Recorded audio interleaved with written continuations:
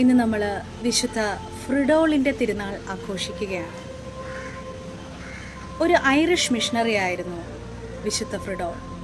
അദ്ദേഹം സുവിശേഷ പ്രസംഗത്തിനായി യൂറോപ്പിലേക്ക് പോയി അവിടെ സുവിശേഷം പ്രസംഗിക്കുകയും അനേകരെ മാനസാന്തരത്തിലേക്ക് നയിക്കുകയും ചെയ്തു.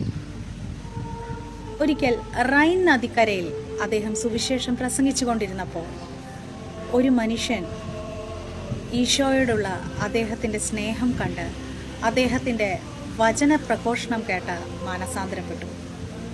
ആ മനുഷ്യൻ്റെ പേര് ഉർസോ എന്നായിരുന്നു. ഈ ഉർസോ അവിടുത്തെ ഒരു ധനികനായ ഒരു ഭൂ ഉടമ കൂടിയായിരുന്നു.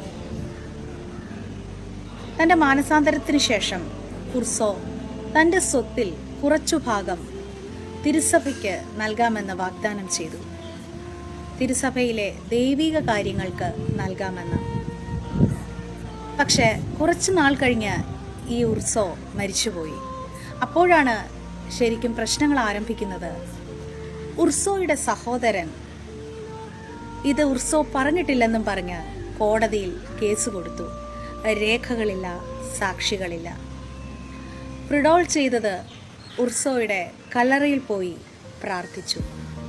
ആ സമയം ഉർസോ കല്ലറയിൽ നിന്ന് ഉയർത്തെഴുന്നേറ്റ് കോടതിയിൽ വന്ന് സാക്ഷി പറഞ്ഞു. ആ കേസ് ജയിക്കുകയും ചെയ്തു എന്നാണ് കഥ.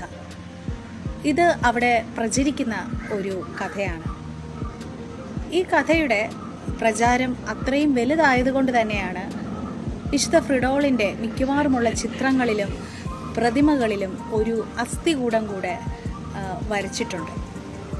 ആ അസ്ഥികൂടം സാക്ഷി പറയാൻ വേണ്ടി ഉയർത്തെഴുന്നേറ്റ ഉർസോയുടെ അസ്ഥികൂടമാണ് എന്നാണ് പറയപ്പെടുന്നത്. ഈ കഥ നമ്മളെ എന്താണ് പഠിപ്പിക്കുന്നത്? എല്ലാ ദൈവിക കാര്യങ്ങൾക്കും ദൈവപ്രവർത്തികൾക്കും ദൈവമാണ് സാക്ഷി. എൻ്റെ സാക്ഷി സ്വർഗത്തിലും എൻ്റെ ജാമ്യക്കാരൻ ഉന്നതത്തിലുമാണ്. എല്ലാ ദൈവിക ശുശ്രൂഷകൾക്കും ആത്മീയ ബന്ധങ്ങൾക്കും ദൈവം സൃഷ്ടിച്ച ആത്മീയ ബന്ധങ്ങൾക്കും ദൈവമാണ് സാക്ഷി. ഈ ഒരു ബോധ്യം നമ്മൾക്കെപ്പോഴും ഉണ്ടാവണം. വിശുദ്ധൻ്റെ ഈ തിരുനാൾ ദിവസം വിശുദ്ധനോട് കൂടുതലായി പ്രാർത്ഥിക്കുവാൻ നാം ശ്രമിക്കണം. ദൈവം നമ്മളെ ഓരോരുത്തരെയും അനുഗ്രഹിക്കട്ടെ. ദൈവരാജ്യം